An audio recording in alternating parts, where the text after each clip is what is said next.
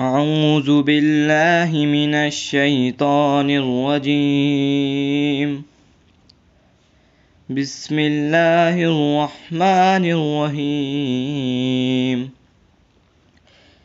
إذا زلزلت الأرض زلزالها وأخرجت الأرض أثقالها وقال الإنسان ما لها يومئذ تحدث أخبارها بأن ربك أوحى لها يومئذ يصدر الناس أشتاتا ليروا أعمالهم فمن يعمل مثقال ذرة خيرا يره